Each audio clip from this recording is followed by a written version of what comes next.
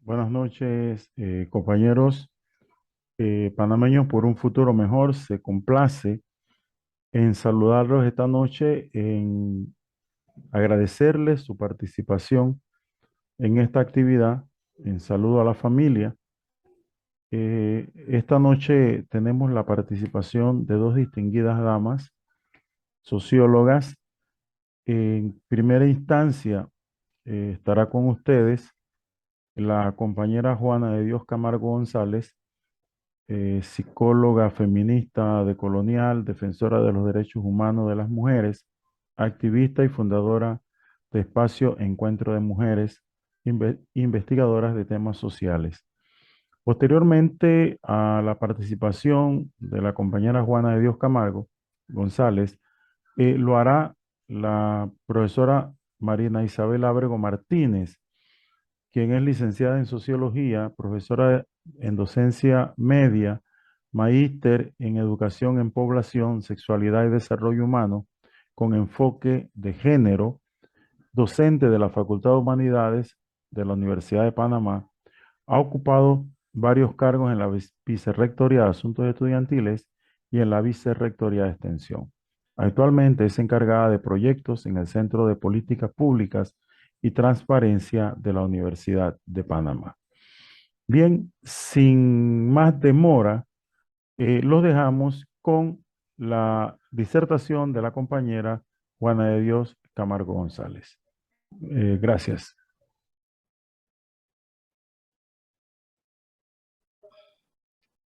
¿Me vas a dar posibilidad a poner una...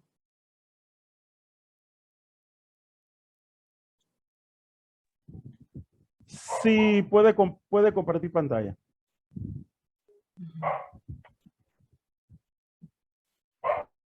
¿Ya se ve?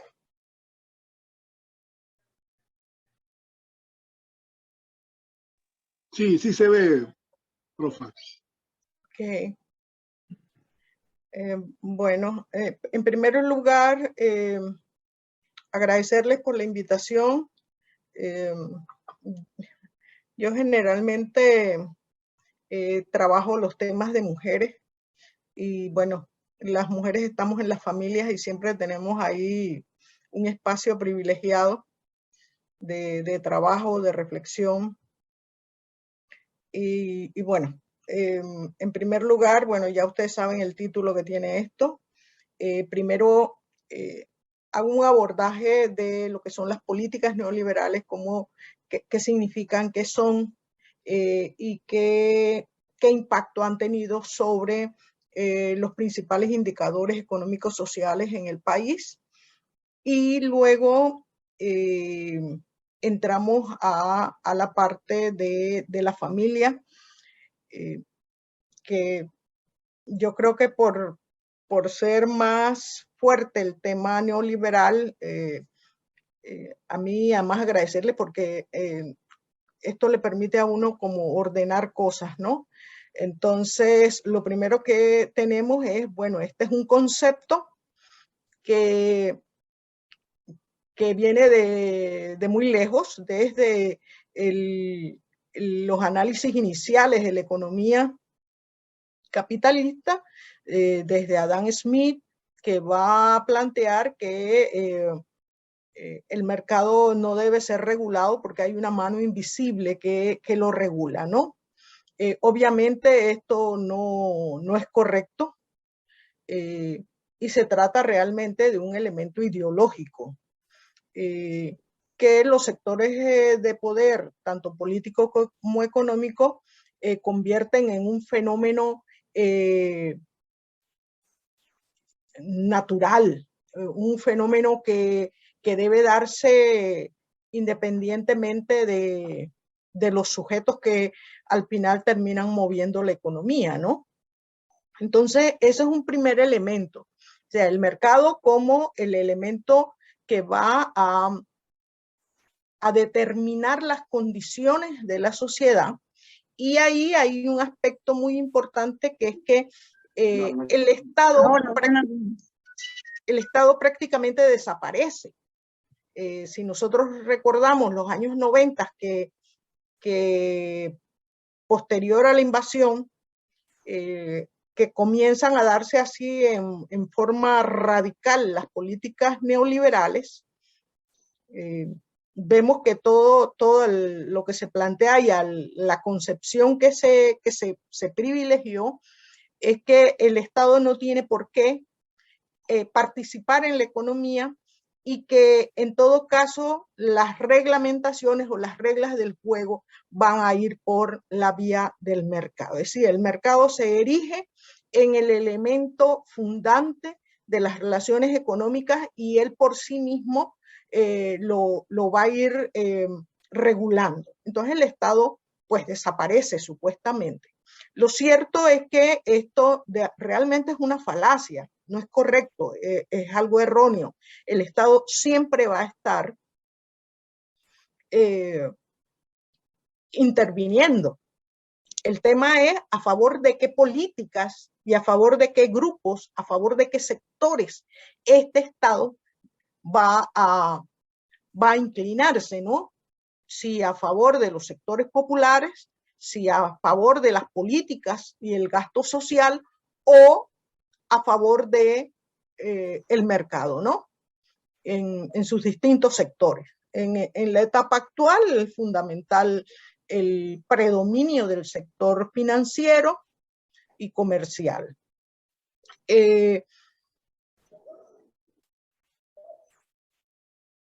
Un aspecto que se plantea con mucha fuerza es este, ¿no? El que desde el origen, en los años 80, estas políticas vinieron a establecer unas nuevas reglas del juego, sobre todo en la recomposición de las tasas de ganancia, y obviamente, y esto es muy claro en algunos datos que vamos a ver ahora, cómo hay una ofensiva del poder económico para que sus intereses se incrementen y obviamente se reducen los intereses de los trabajadores.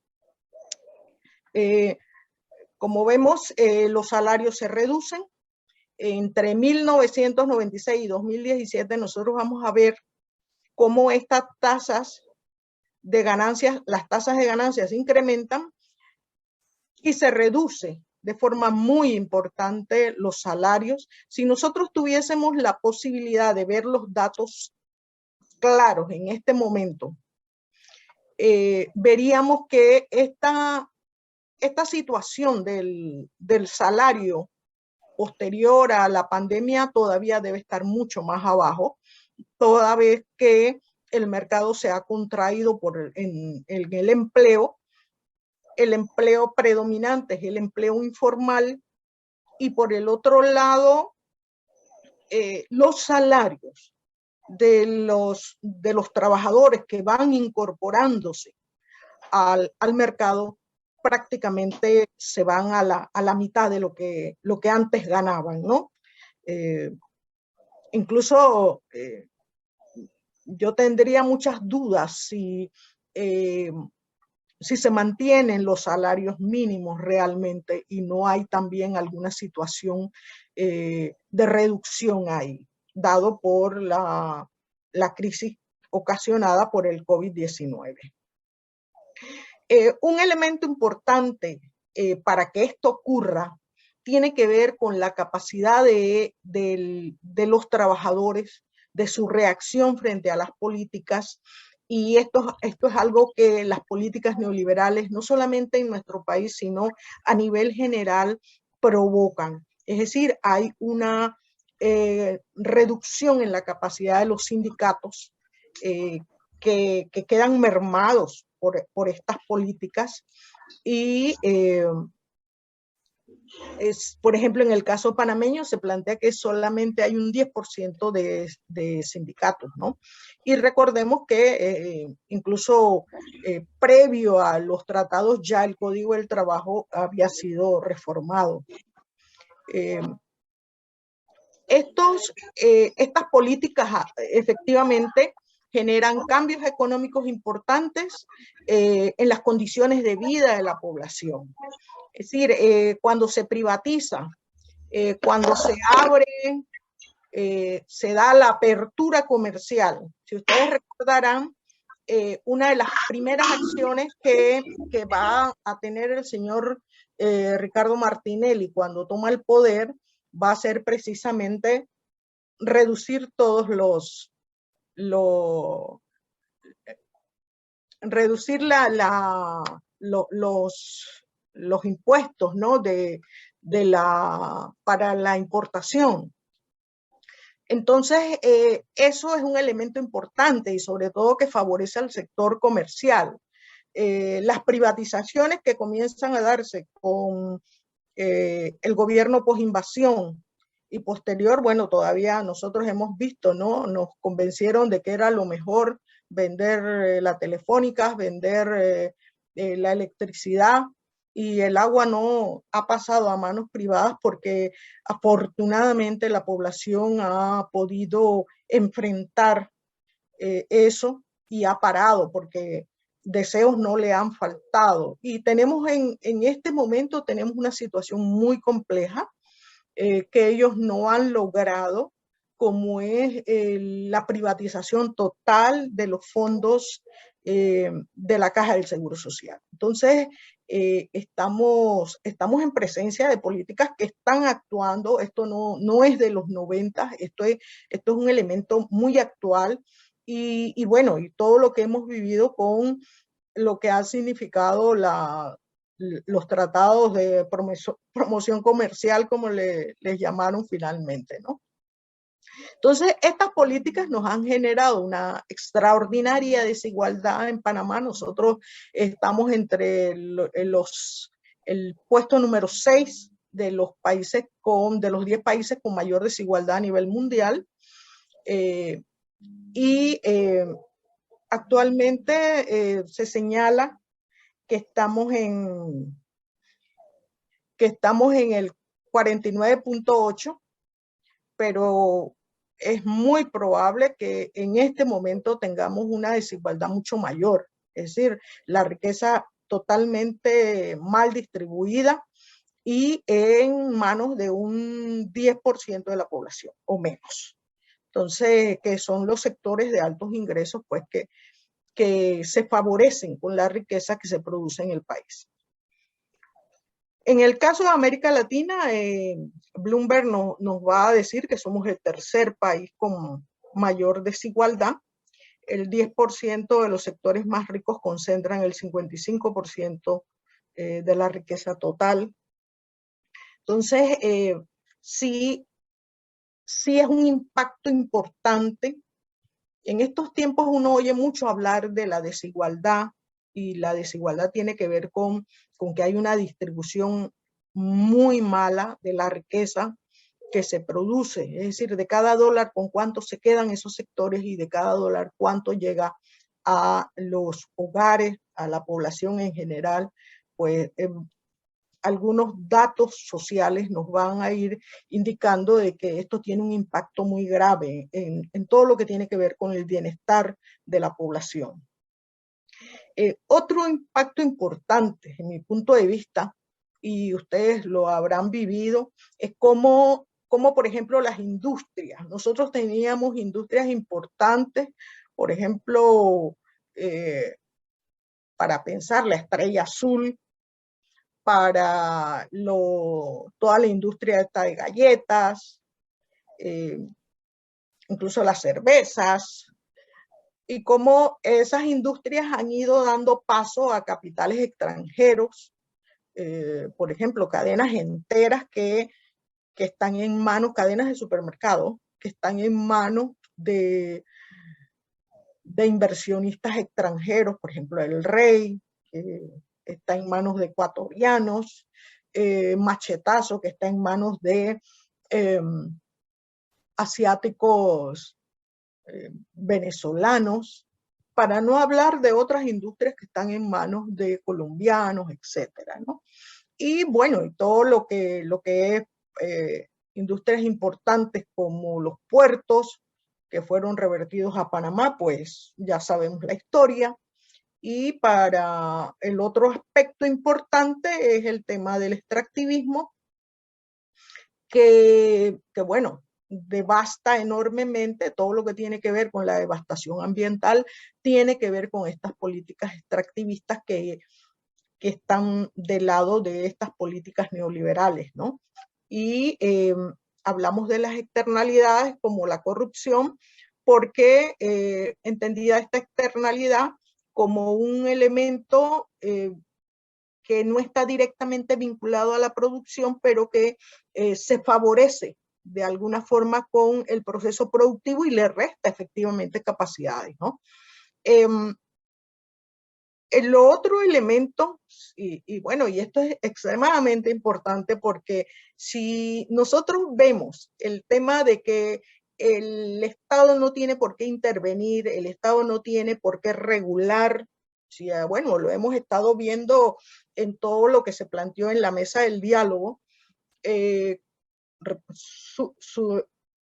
fundamentalmente en lo que tenía que ver con los medicamentos, con los alimentos. Ahí lo que se plantea es, bueno, esto, las empresas privadas son las que tienen que decidir estos precios, porque si el Estado entra, desregula y esta regulación, regula, y esta regulación va a impedir a esa mano invisible del mercado actuar. Pero hay un fenómeno importantísimo y son los procesos de endeudamiento. ¿Quién se endeuda? Se endeuda el Estado. Entonces, eso es una intromisión en el mercado. Pero ¿por qué estos sectores no se oponen como si nos oponemos quienes tenemos que pagar todo este endeudamiento? Sobre todo el Estado tiene para poder, si recordamos, por ejemplo, todas las grandes obras que se hicieron en el periodo Martinelli, no es un crecimiento económico. En realidad lo que sucedió fue un enorme endeudamiento del Estado, ¿no? Y todo lo que pasó en el periodo reciente también. Es decir, el Estado siempre va a estar, como yo decía al inicio, el Estado siempre va a estar como un elemento que favorece determinadas políticas que van a estar a favor del poder y la riqueza si no hay cambios desde el punto de vista político, ¿no? Estos son datos de la evolución que se va a tener respecto a la pobreza. Recuérdense que las políticas de shock, las políticas de ajuste estructural que se van a instaurar desde los años 70 van a generar unos bolsones de pobreza importantes y que van a tener un recorrido, y bueno, ahora dicen que estamos sí, por el 20%, el 19%, lo cual yo dudo. Yo considero que en este momento debemos tener una pobreza mayor. ¿Qué hicieron estas políticas? Estas políticas, en vez de generar no quiero decir de plantearnos unas políticas keynesianas, pero sí de tener unas estrategias distintas, que el Estado Nacional pudiera establecer sus propias políticas. Es decir, en el caso nuestro, diversificar, por ejemplo, nosotros en este momento no tenemos industrias, no tenemos agro, el agro se ha ido al piso, igual la industria, o sea, todo eso en desmedro de grandes sectores de la población. Entonces, ¿qué hacen las políticas neoliberales? Dice, entonces usted va a condicionar fondos que se envían a esos sectores que se han empobrecido mucho más, y de ahí están todas estas políticas de subsidio de los $50. Y recuerden que decíamos, ¿y por qué son $50? Bueno, $50 es para que poder mantenerlos ahí, puedan comer algo y ya no sean enormes poblaciones las que tengamos en la indigencia, ¿no? Entonces, sí, la política económica neoliberal incrementa, genera mayor pobreza, porque no da respuesta a las necesidades de empleo de la población y de ingresos de la población. Pero no se resuelven estableciendo políticas distintas sino que se resuelven a través de los subsidios. La universidad hizo un documento que es muy, muy importante porque se plantea una estrategia de desarrollo distinta, y ahí vamos a ver algunos datos que son importantes, ¿no? En el caso, por ejemplo, el documento habla de que tenemos más del 50%, 54% de la población pobre concentrada en un 25%, es decir, 1 de cada 4 pobres está en la comarca Nové Buglé, en donde las condiciones de pobreza a veces arriban hasta el 90 y tantos %. Y el otro porcentaje importante está en la provincia de Panamá, lo que conocíamos como la provincia de Panamá, que es cuando estaba unido a Panamá Oeste, ¿no? Es decir, toda esta región tiene el otro 25%. Entonces, sí son las poblaciones que se concentran en las áreas urbano-marginales, que lamentablemente muchas veces no aparecen como los grandes perdedores de las políticas neoliberales, porque toda la atención y generalmente hay como una política, no quiero decir de manipulación, pero sí hay una política que te dice la pobreza está concentrada en los Nové Buglé, por ejemplo, o en las poblaciones indígenas. Pero lo cierto es que están unas proporciones enormes de población en condición de pobreza también en las provincias de Panamá, y son poblaciones empobrecidas que no se ven con la misma fuerza que se ve el área indígena. Hoy justo salió una noticia de la FAO donde se habla de alrededor de 200.000 personas que no tienen para comer, que están pasando hambre. Pero esto no es nada nuevo. Como ven, el 10% de la población está subalimentada, una gran cantidad de niños también, y casi el 40% de niños panameños que padecen anemia, esos mismos niños que tienen que ir a las escuelas. Y un dato importante también es este 23% de mujeres en edad reproductiva, que luego son proporciones de mujeres que durante la gestación viven con anemia. Entonces, que son elementos, son indicadores que nos van a ir hablando de cuáles son esas repercusiones en la población en su conjunto. Este dato es otro elemento. Bueno, esto es ya parte muy reciente de nuestras tragedias. Esta es la evolución de la informalidad. Que bueno, en los programas de televisión, si ustedes ven, se ve como que, bueno, qué chévere, ¿no? Yo ahora voy a ser empresario y ahora el Estado me va a ayudar. Pues eso es un mundo de falacia, es un mundo cuasi mágico, ¿no? Quienes hemos trabajado un poco esto, sabemos que el empleo informal está en las peores condiciones, y después de una pandemia como la que hemos vivido, pues ya me dirán qué capacidades reales tiene, y muchas veces la informalidad vive del empleo formal, porque es aquel que tiene ingresos, al que yo puedo venderle un perfume, puedo venderle una comida, ¿me explico? Entonces es una situación muy difícil y que impacta de manera importante a las familias panameñas, ¿no? Es decir, hoy por hoy, en el año 20 se hablaba del 52.8%, hay probablemente que, además porque la economía no ha logrado el nivel de crecimiento en el ámbito del empleo, y bueno, y tampoco conocemos, al menos yo no conozco un plan de reactivación económica, y en todo caso, algunas políticas como las que tienen que ver con el incentivo al turismo, en realidad lo que hacen es poner mucho más dudas en estas posibilidades de reactivación económica. Es decir, si realmente podemos salir de estas condiciones de informalidad y de desempleo, ¿no? Aquí vemos en el año 20 se hablaba un 18% de desempleo. Es probable que esté por ahí o un poquito menos, sobre todo con los acondicionantes salariales, ¿no? Que se han reducido enormemente. Es decir, las familias panameñas hoy cuentan con mucho menos recursos para su bienestar, para su alimentación, para su vivienda. Y eso tiene mucho que ver con todo lo que ha pasado en los meses de junio, porque recordemos que la cosa reventó en Colón primero y ha estado reventando en todo el país con las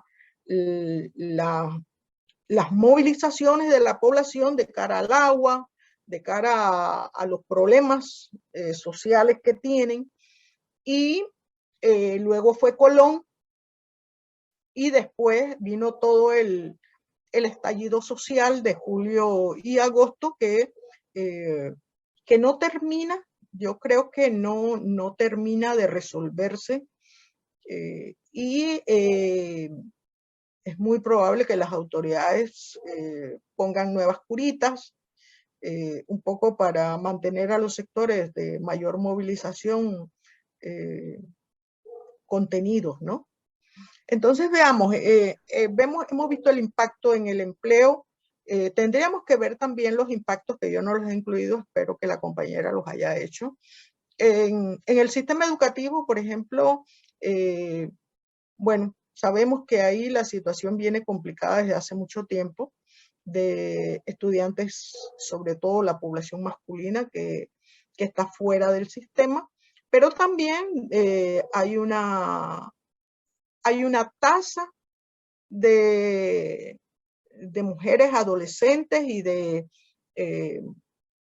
chicas que a temprana edad viven embarazos, y eso significa alrededor de un 10% de chicas fuera de la escuela, porque sencillamente algunas logran culminar estudios, otras sencillamente no. Entonces es un problema que vamos arrastrando y que tiene un impacto en las familias, desde luego. Y para los docentes esto, estuve ayer antier, el viernes estuve en Colón, me invitaron un grupo de maestras y me puse a buscar estos datos. Si ustedes ven, en el año 19, nosotros teníamos alrededor de 905.065 estudiantes matriculados en todo el sistema educativo, no universitario. Y en el año 22, la matrícula que dice el Ministerio de Educación que tiene es de 780.946. Eso va a implicar un 13.7 de estudiantes que no se matricularon. Es decir, 124.119 estudiantes ya no asisten a las escuelas. Y esto es una repercusión efectivamente muy fuerte de la pandemia y de todas las carencias que la población tiene, pero que han tenido un impacto. En el ámbito de América Latina y el Caribe, esta tasa es un poco mayor, es del 15% de estudiantes que no regresaron, pero para nosotros, alguien decía que el mal ajeno no implique que nosotros estamos bien, no, nosotros estamos muy mal cuando tenemos esa cantidad exorbitante de estudiantes que hemos perdido, y nosotros sabemos lo que eso significa para la vida de las personas, ¿no? No es que la educación en sí inmediatamente te garantice un empleo, pero el tener mayores competencias te da mejores oportunidades en un sistema que justamente lo que no tiene son oportunidades para las poblaciones de sectores populares. Este es un estudio, además, para que veamos en el ámbito educativo cómo han impactado estas políticas porque pareciera que el tema educativo, y yo lo conversaba con estas maestras, aquí todo, de cada cierto tiempo nos traen las pruebas que nos comparan con el mundo, y siempre como que caemos unos grados hacia abajo, un nivel hacia abajo, pero no se sabe qué políticas adoptan las autoridades para enfrentar el tema. Entonces, esta es parte de un estudio que hizo Daisy Jackson y Rosa Rocha, y hay otro señor que no recuerdo el nombre. Y en este estudio, esto es muy importante. O sea, esto nos habla de las diferencias. Esta es la educación oficial, las puntuaciones que tuvieron los estudiantes, y ven esta brecha enorme del primer quintil y el segundo quintil de la población. Sí, estos son los indigentes y pobres, ¿sí? Los indigentes y pobres con puntajes muy bajos en las pruebas. La media de esto estaba como por 700, si no recuerdo mal. Y aquí, entonces, en los rojos están las escuelas particulares que en todas las pruebas salen por delante, es decir, incluso van por encima del promedio de América Latina. Entonces, esto nos está diciendo de que efectivamente las políticas y la desigualdad económica y social tienen un impacto. Y este es un impacto bien importante, porque son los pobres justamente los que cargan con estas crisis, son los pobres los que quedan fuera de las escuelas, son los pobres que quedan fuera de las oportunidades. Y en las matemáticas la cosa es más reducida, pero igual, es decir, la brecha entre los de las escuelas particulares y las escuelas públicas es menor, pero igual las condiciones para los grupos más empobrecidos es peor. Y eso obviamente tiene un impacto importante, porque calculen los jóvenes a qué hora bueno, ahora se casan después de la mayoría de edad, pero comienzan a tener relaciones sexuales a edades muy tempranas, y las chicas cargan con muchos embarazos. Entonces, ¿en qué condiciones crías a estos niños y niñas, no? Otro aspecto que me parece importante incorporar era, bueno, cómo estas políticas también se van a manifestar en términos de la democracia. Es una democracia totalmente recortada que no da capacidades para que los problemas de las familias justamente lleguen a las agendas públicas y puedan posicionarse desde allí. Bueno, para no hablar de los partidos neoliberales que nosotros sabemos, y yo no hago ninguna distinción en ninguno de los partidos que tenemos en este momento, y tampoco entre estos que se plantean de independientes o que están por la libre postulación, porque ahí encontramos también posiciones políticas e ideológicas que no muestran diferencias con lo que hemos conocido de estos partidos neoliberales. Y bueno, para imponer todo lo que hemos visto de estas políticas, tú tienes que tener un aparato represivo muy fuerte que sea capaz de enfrentar y de contener las posiciones de los sectores sociales. Por ejemplo, ustedes ven que cuando la gente se toma, por ejemplo, tierras para plantar una vivienda, y eso ha sido histórico también, ¿no? La represión es una cosa que les cae de inmediato, es decir, usted no se meta con la propiedad privada porque es una mala señal. Entonces entra el rigor, ¿no? Hay una crisis generalizada en todo el sistema, producto de estas políticas, y lo peor es que no hay ningún órgano del Estado capaz de dar ninguna respuesta a esto, porque todos, salvo la Iglesia, que es la única que sale favorecida con cierto nivel de confianza. Yo quisiera decirles que en estos días he estado haciendo un estudio sobre el COVID en poblaciones urbano-marginales, y me impresionaba porque uno le pregunta, bueno, ¿usted tiene confianza porque era por si se habían puesto vacunas o no vacunas y qué actitud cultural habían tenido, ¿no? Eso es el concepto, ¿no? Así no se le pregunta a la gente, pero el concepto está ahí, qué reacción cultural tienen las personas, ¿no? Entonces se le preguntaba si tenían confianza en el Ministerio de Salud, la gente sí, y por lo general siempre decían que siempre tienen confianza en el Ministerio de Salud, confianza en el personal que aplica las vacunas, y había otro ítem que hablaba de la confianza en los políticos locales, ¿no? Los políticos en general que tenían que ver con las políticas estas. Y fue impresionante. Nadie decía que tiene confianza permanente en ellos. Nunca.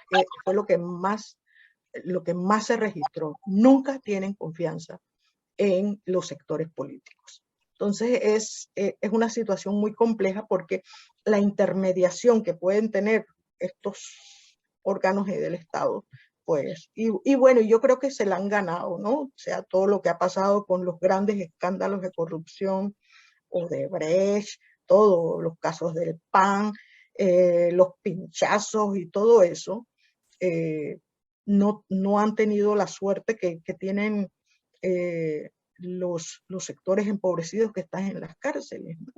Hay cárceles donde es terrible estar. Yo he hecho trabajos para estos centros de privados de libertad y las condiciones son calamitosas, realmente. Yo recuerdo haber ido con una persona que cuando entró se salió y vomitó porque no pudo, su reacción fue tan fuerte.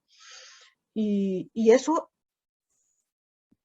en todas las que yo estuve, que fueron las del interior, afortunadamente no tuve que ir a las de aquí del centro, las joyitas y esos no fui, pero era muy calamitosa la situación. Entonces el órgano judicial se ha ganado pues esa desconfianza, para no hablar de la Asamblea Nacional, que pues las situaciones son muy complicadas.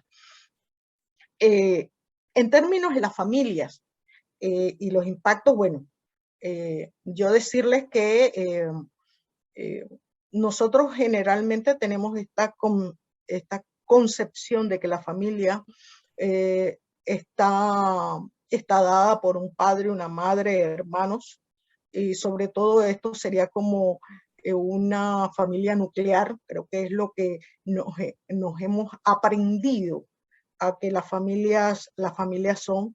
Lo cierto es que la familia se ha transformado mucho. Las familias tienen otras formas de verse y de ver la situación. Y creo que yo, por ejemplo, es mi opción personal, hablo más de comunidad afectiva, porque pienso que es más abierta y involucra no solamente en términos de una definición de familia nuclear, sino familias que van más allá de, como bien dice una amiga, que recogen a todas esas otras afectividades que uno tiene, como el perro, el gato también, y no solamente nos quedamos en los humanos, sino que también incluso para mí es importante el planeta, el ambiente. Entonces tenemos que tener comunidades afectivas que incorporen algo más que tiene que ver con justamente los seres vivos. Entonces aquí puse un listado, ¿no? de cómo ha variado todo esto, y ya no tenemos, además de familias nucleares, sino que tenemos biparentales, con hijos, sin hijos, reconstruidas, monoparentales, adoptivas, extensas. Y yo pensaba también en todo esto que nos ha estado pasando con la migración, que es muy fuerte, que va hacia Estados Unidos, pero que sabemos que no pocos se quedan en nuestros entornos. Y también pensaba, bueno, tendremos familias a lo mejor reconstruidas, productos de la migración también, ¿no? Que tendríamos que ver cómo las incorporamos en todo este listado. Las familias son un resultado de concepciones vinculadas con los cambios en las sociedades, ya que cosas vamos a comenzar a ver y que hemos estado viendo. Por ejemplo, transformaciones importantes tienen que ver con esto de que era nuestra tradición de la mujer ama de casa y el hombre proveedor.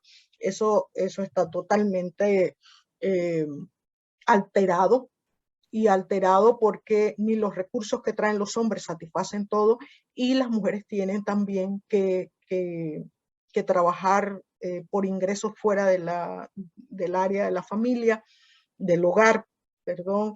Y lo otro también es que comienza a considerarse que hay una enorme cantidad de trabajo que no se paga, que es trabajo no remunerado, que es trabajo gratuito que hacen las mujeres en los hogares, y que este trabajo va a tener un impacto, o ha tenido históricamente un impacto en el sistema económico, y que las ganancias que se producen por esos bienes que nosotras producimos en el hogar se constituyen en flujos económicos que van a parar también al mercado. No es, y además que significa un mecanismo de control para el hombre. El hombre no desarrolla muchas actividades que le pongan en entredicho en las empresas donde trabaja por el temor a ser despedido, y que su papel de proveedor quede en entredicho. También lo otro que es muy moderno es el tema de la renuncia a la maternidad y a la paternidad. Nosotras fuimos educadas en una concepción de que la maternidad era obligada, es decir, inconcebible que una mujer pensara que no iba a tener hijos, o que un hombre pensara que no iba a tener hijos, aunque no los reconociera. Esto ha variado, hay muchas mujeres que deciden que no van a tener hijos por múltiples razones. Y lo otro es también el tema de la monogamia. Hay quienes ya se plantean que su situación de monógamas no les satisface. Que eso en los hombres nunca ha estado, nunca fue un impedimento de nada. Pero en el caso de las mujeres sí fue parte de los controles sexuales que las familias establecían, ¿no? La cultura predominante. Eso también en alguna parte ha sido alterado. También las familias del mismo sexo, que son una emergencia de la homosexualidad, comienzan a estar presentes, ¿no? Y las monoparentales, que bueno, eso también nosotros lo hemos conocido durante toda nuestra vida, quizás con otros nombres, pero que también ahí está. Y que, bueno, cada vez tienen mucha fuerza, ¿no? Las condiciones de la familia con el neoliberalismo se han visto afectadas enormemente, estas condiciones materiales para sustentar la vida. Nosotras hablamos que hay una red de la vida que está fragmentada, partida, porque no se pueden satisfacer las condiciones de bienestar, que yo soy una de las que pienso de que nosotros nunca hemos tenido mayores condiciones de bienestar, salvo aquella que en algún momento dio la seguridad social, y sobre todo en el periodo torrejista, ¿no? que hubo hay una movilidad social importante que se vuelve, se rompe prácticamente, ¿no? Otra de condiciones que las familias están llamadas a resolver son las necesidades de desarrollar las capacidades de agencia. Eso significa las condiciones que tiene el sujeto para desarrollar su vida en las mejores condiciones, ¿no? Portador de una afectividad importante que le tenga centrado, es decir, que como lo vemos actualmente, ¿no? No sé si ustedes supieron de los 800 niños del estudio que salen que tuvieron algún tipo de intento al suicidio, y de otros que efectivamente se suicidaron. Y las crisis como las que estamos viviendo son crisis, y sobre todo para los hombres, esto es bien importante, para los hombres que quedan sin empleos. El tema depresivo y el tema del suicidio va a jugar un papel muy importante en esta parte, ¿no? Por eso necesitamos que las familias sean los soportes afectivos de toda su prole, ¿no? También la familia, y en ese sentido, tiene que brindar un sentido de identidad y autonomía que son importantes para que el sujeto actúe. Yo recuerdo desde mi adolescencia más autonomía y más identidad clara, y eso lo va a respaldar a uno por el resto de la vida, es decir, el desarrollo que uno puede tener cuando tiene posiciones independientes, cuando es autónoma, cuando no depende de que alguien lo sustente, genera un papel muy importante. Entonces esas cosas se han fragmentado en nuestra sociedad, se han roto. Y lo otro que desde el punto de vista sociológico es un elemento sumamente importante, y es que las familias ejercen, a la familia tradicional que hemos conocido, ejerce un control importante en las relaciones entre hombres y mujeres, y sobre todo en el control de la sexualidad. Esto parece también como algo que en nuestras sociedades comienza a alterarse por múltiples razones. Es decir, que tendríamos que entrar en un análisis bueno, esta cultura que hemos estado viviendo, cómo altera todos estos patrones, ¿no? Y cómo nos afecta el que ya no puedas tener estos controles, o las mujeres no quieran mantener esos controles sobre su sexualidad y ellas quieran decidir, porque así como los hombres deciden sobre su cuerpo, las mujeres también en esta etapa se plantean que los derechos a los que les han sido negados permanentemente, pues tienen que ser alterados, y tiene que ver sobre todo con la decisión de una sobre el propio cuerpo. Esta cultura ha generado una condición de individualismo extremo, es decir, es como el sálvese quien pueda. Si usted no puede comer es su problema, y cuando usted no pueda sustentarse por sí mismo, pues entonces le vamos a dar una migaja desde el Estado para que usted pueda sobremorir, como decía alguien, ¿no? Lo otro es el consumismo. Es una sociedad extremadamente consumista. Todo lo que nos rodea es la promoción del consumo de todo. Es decir, desde los paseos en los moles, ya no se pasea en parques, ya no se pasea en la vereda de la calle, ya no se hace uno en la esquina. No, los paseos de la gente pobre es en los moles, y de los ricos también. Lo único que esos se van afuera a otros moles. Entonces, el consumismo exacerbado, hay una propensión al alejamiento, a la solidaridad, a la cooperación, y también eso va a tener un impacto en los procesos organizativos. Algo que ha tenido un impacto importante en la vida nacional y la vida social es toda la desintegración de los tejidos sociales nuestros, la desconfianza generalizada no contribuye a que las familias, a que los distintos sectores sociales que tienen determinados problemas, pues los resuelvan de la manera más organizada posible. Yo no sé si recuerdan los otros días que había una comunidad en donde se peleaban unos y los otros por un problema de que el agua les tocaba primero a unos y a los otros. Y obviamente yo creo que cada uno tiene razón, porque el agua es necesaria en ambos lados. El tema es cómo hacemos para que esas aguas no lleguen al río y puedan generarse políticas para que puedan llegar a acuerdos, a consensos entre ellos, ¿no? Y bueno, y todo lo que ha pasado en el país actualmente que no hay. Yo siento que no tenemos, que vamos a un proceso electoral, por ejemplo, terrible, y ese proceso electoral no le brinda a los sectores alternativos, a los sectores populares, ninguna garantía de nada. Vamos a un 2024 no quiero decir que en la peor situación, porque es que ya no sé cuándo estamos peor, pero sin ninguna posibilidad de cambios, ¿no? Porque no hay una organización social capaz de soportar eso. Bueno, yo lo dejo aquí y muchas gracias. Creo que he sido bastante larga, qué pena. Sí, Espero que no se hayan buena, dormido. sí, muchas gracias, Juana.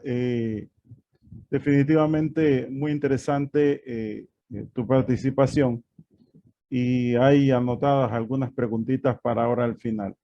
Correcto. Bien, ahora le damos la oportunidad a la profesora Marina Isabel Ábrego Martínez, como habíamos dicho al inicio, licenciada en Sociología, profesora en Docencia Media, magíster en Educación en Población, Sexualidad y Desarrollo Humano con enfoque de género, docente de la Facultad de Humanidades de la Universidad de Panamá.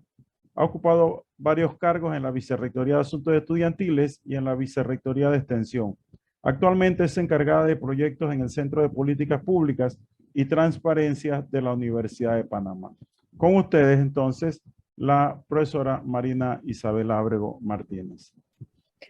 Muy buenas noches. Muchas gracias por la invitación. La verdad es que celebro mucho la creación de esta fundación que surge, según me cuenta Aida, a raíz de la desaparición física de nuestro amigo Roberto Moreno, compañero de sociología, compañero de lucha y compañero de la maestría. Así que guardamos un profundo cariño por Roberto y bueno, también por su familia. Voy a tratar de hacer mi presentación pasando muy rápidamente por algunos datos que ya dio Juana. ¿Me da permiso para compartir? Ok, tengo el permiso ya. Muy bien. Estamos hablando esta noche sobre la crisis del neoliberalismo y sus consecuencias para la familia panameña. Yo más bien creo que el neoliberalismo ha entrado en crisis en varias ocasiones, pero siempre logra recomponerse. Sin embargo, sí provoca crisis en muchos países, sobre todo aquellos que están ubicados en el sur global. Y lo sentimos cotidianamente a través de las distintas medidas que toman los gobiernos en los países, y bueno, en el caso nuestro, pues, hemos vivido y seguimos viviendo muchas de esas medidas que se toman en función de las normas, de las reglas que dicta el neoliberalismo para nuestros países. Juana mencionó el término de neoliberalismo y lo remontaba a Adam Smith. Sin embargo, el concepto se define como neoliberalismo precisamente en el año 1938 por un economista alemán que acuña por primera vez el concepto. Sin embargo, ya había sido mencionado en 1992 por el economista también alemán Max Adler. El neoliberalismo tiene pues varios principios que aquí los anoto y que ya Juana los mencionó. Uno tiene que ver con la libertad absoluta de poder decidir, diríamos que entre comillas, de qué es lo que queremos o hacia dónde queremos ir. Una libertad que se nos ha vendido como una especie de sueño, que en realidad, pues, si nos ponemos a observar, no es tal. El neoliberalismo defiende también lo que es la propiedad privada, o sea que el Estado, en este caso, pues pierde relevancia y se enfoca estas políticas en promover la propiedad privada, y diría yo que a cualquier costa o a cualquier costo, porque aquí en Panamá hemos podido observar, sobre todo aquellos que tenemos acceso a los medios de comunicación alternativos, como algunas poblaciones son despojadas de las áreas donde viven, independientemente de cuánto tiempo hayan estado allí, el nexo que tengan con ese territorio. Y traigo aquí a colación lo que ocurrió en la isla Pedro González, que yo sé que muchos de ustedes aquí conocen esa historia, cómo esa población fue sacada de esas áreas y se le otorgó a alguien que la reclamaba, y actualmente allí se desarrolla un complejo hotelero de alta magnitud.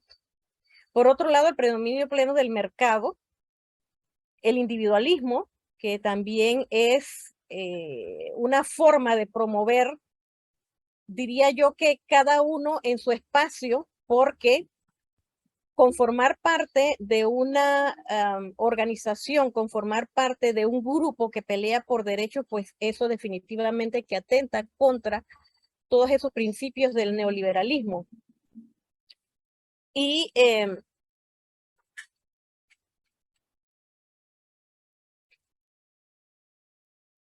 tengo un problemita aquí que no me quiere pasar la diapositiva. Ok.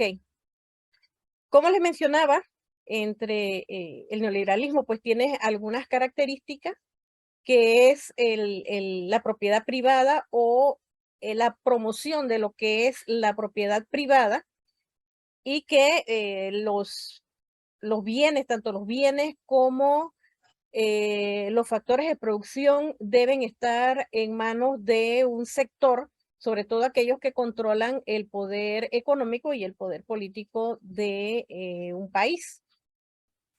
Por otro lado, se plantea el neoliberalismo, lo que es la supresión del Estado. El libre mercado, por otro lado, porque pues defiende la libertad del mercado y afirma pues que es la manera de optimizar la asignación de los recursos. Hemos podido observar, y sobre todo ahorita, hace poco, con lo que ocurrió entre julio y agosto, las luchas sociales que se dieron aquí en Panamá, por algunas situaciones que ya la población no aguantaba más, que tiene que ver con el alto costo de la vida, y nos fuimos a una mesa del diálogo donde se tomaron o se llevaron a cabo o se firmaron algunos acuerdos donde uno de los aspectos tenía que ver con la canasta básica, y cómo ese sector que controla el mercado simplemente decidió desconocer esos acuerdos y hacer pues lo que les dio la gana sin que nadie le pudiera obligar, y en este caso el Estado, que debería ser el encargado de eso, a acatar esos acuerdos que se llevaron a cabo entre el gobierno y la población en las calles.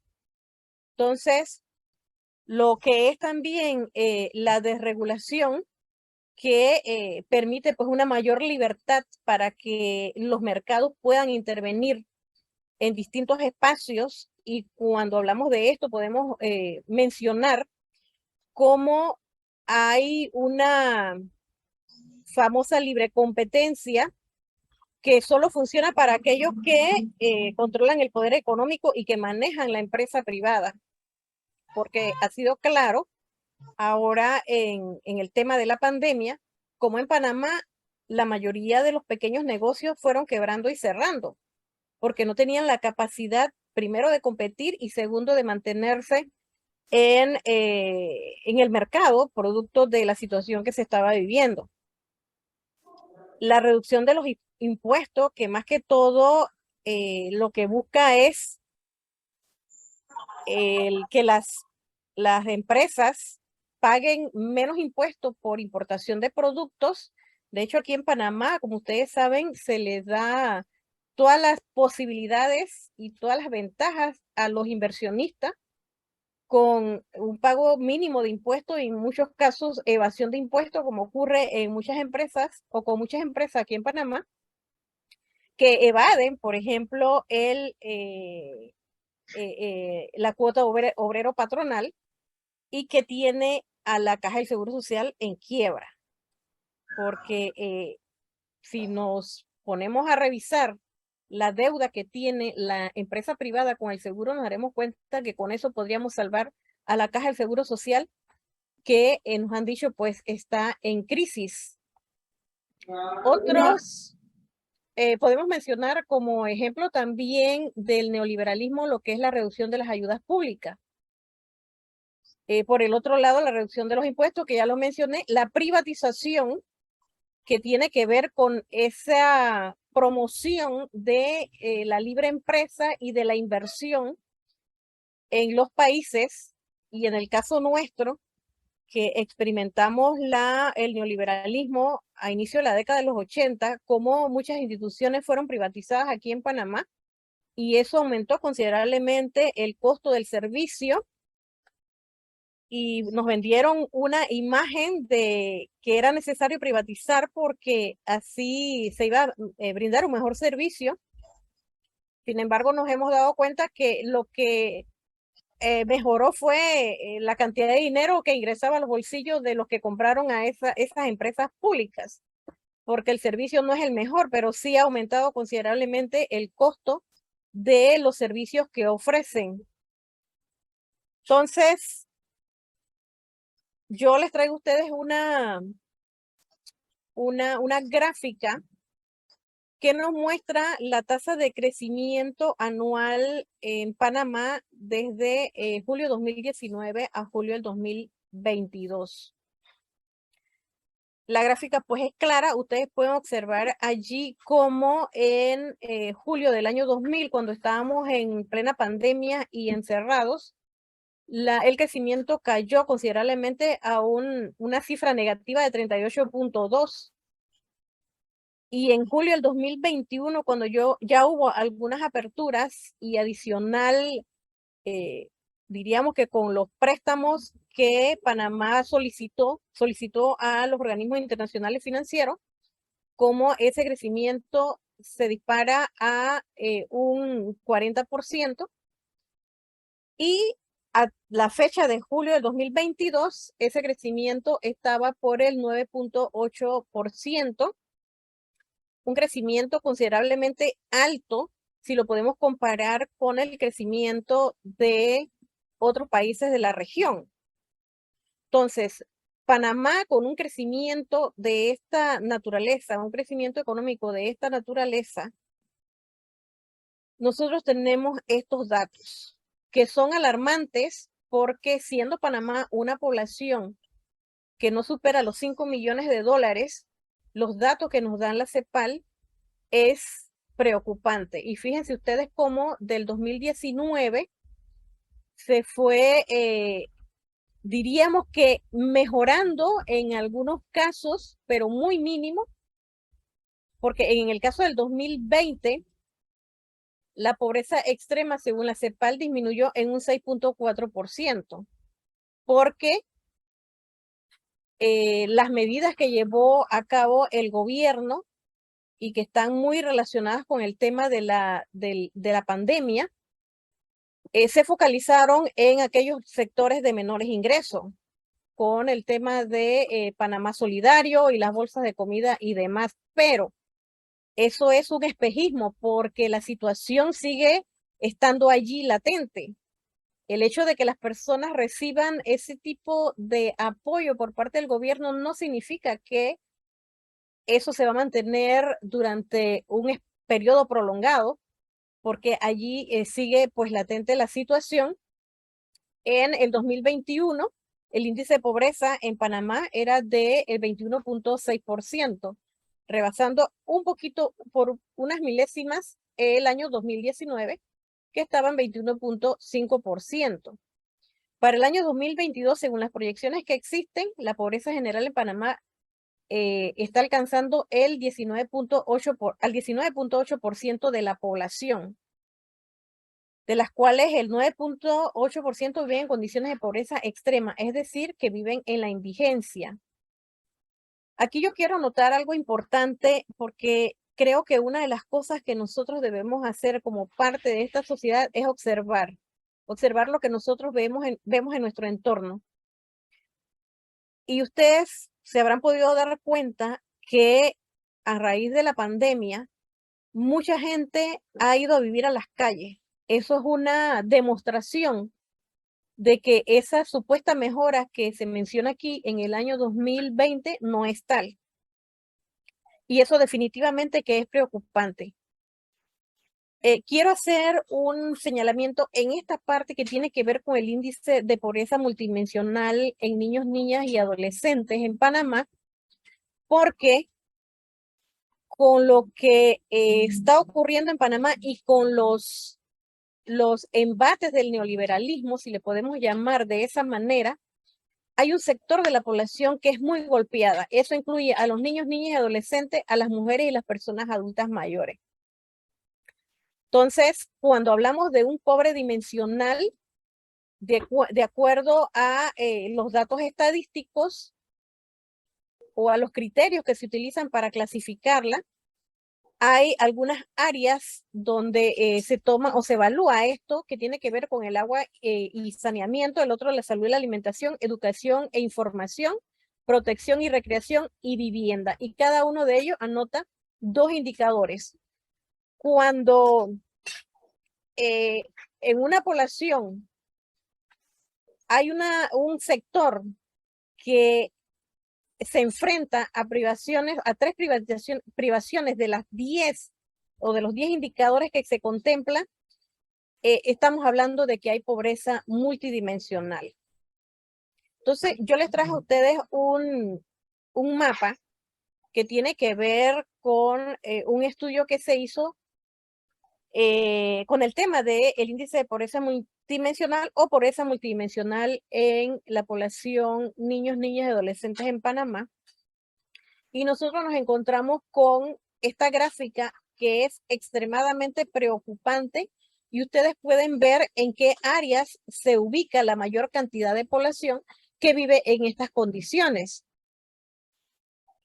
Las comarcas indígenas, que son las áreas que diríamos han sido más descuidadas por los gobiernos, donde no ha habido un desarrollo o no ha llegado el desarrollo del país, si así le podemos llamar. Pero también quiero mencionar que en eso hay un fuerte componente cultural también. Con respecto al tema de educación, fíjense, cuando nosotros hablamos de los efectos del neoliberalismo en la familia panameña, quiero comentarles que cada una de las áreas que impacta el neoliberalismo y donde provoca crisis afecta a la familia panameña, porque la familia es parte de la sociedad. Entonces yo he escogido algunos aspectos que quiero compartir con ustedes. Uno fue el tema de la pobreza y sobre todo la pobreza en niños, niñas y adolescentes, pero también quiero hacer rápidamente o compartir con ustedes algunos datos sobre el tema de educación, que son datos que ya compartió mi compañera Juana, pero quiero centrarme aquí, en esta parte. El 7 de marzo, cuando inició el año escolar 2022, el presidente de Panamá mencionó que de las 3.102 escuelas oficiales que había en el país, 2.573 estaban operativos y en condiciones para iniciar las clases.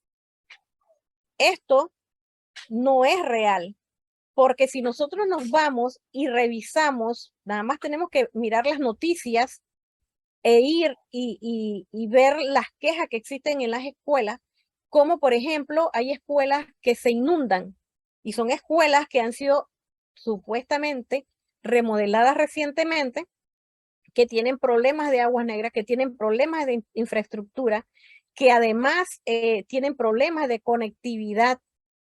Fíjense que según el presidente, el 62% de las escuelas, o para ver, sí, el 62% contaban con internet. ¿Y qué pasa con el otro 38% de las escuelas que no tienen internet y que el internet se ha convertido actualmente en una necesidad para poder llevar a cabo el proceso enseñanza-aprendizaje? Entonces, según la UNICEF, en la actualidad, para el año 2022, 129.000 niños, niñas y adolescentes entre los 4 y 20 años están fuera del sistema educativo. ¿Qué va a ocurrir con esa población? Lo que va a ocurrir es que van a engrosar los problemas sociales que existen en el país.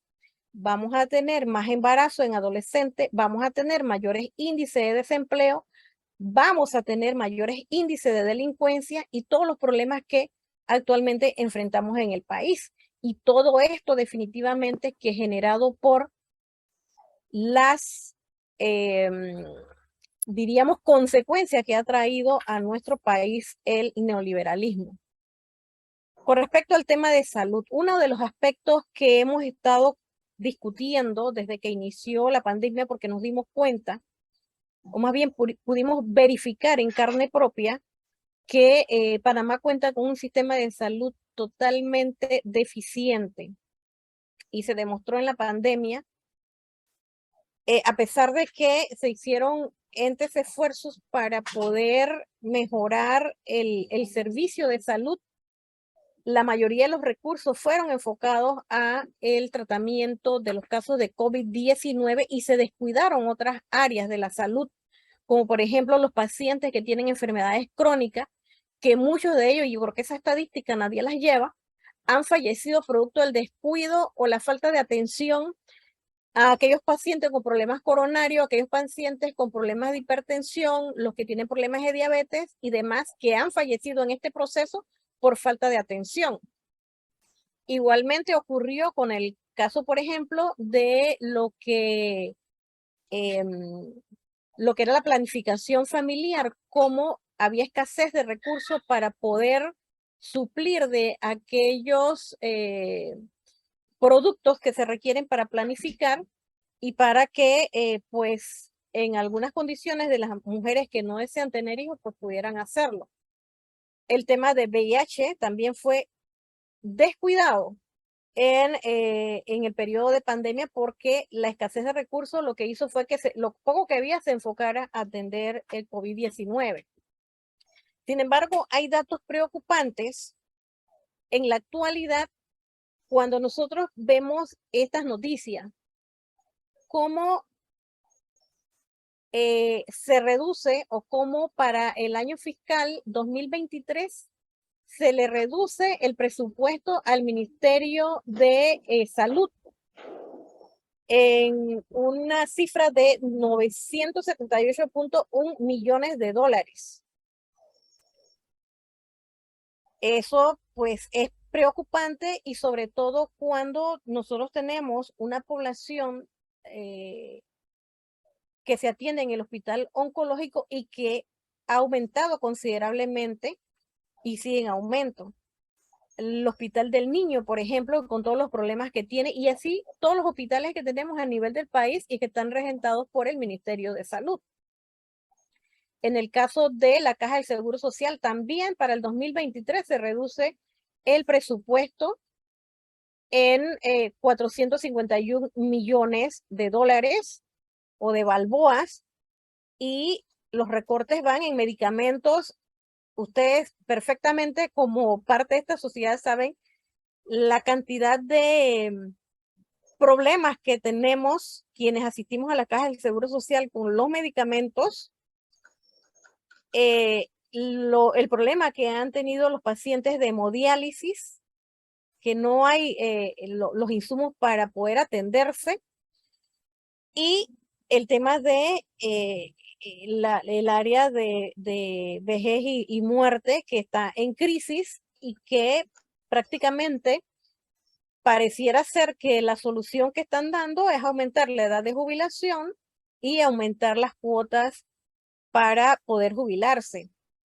Entonces, el gobierno ha implementado un programa que es de compra de medicamentos, de aquellos medicamentos que no están en la Caja del Seguro Social o que no conseguimos en la Caja del Seguro Social, en las farmacias privadas. Y ahí es donde casamos también este aspecto con el tema del neoliberalismo.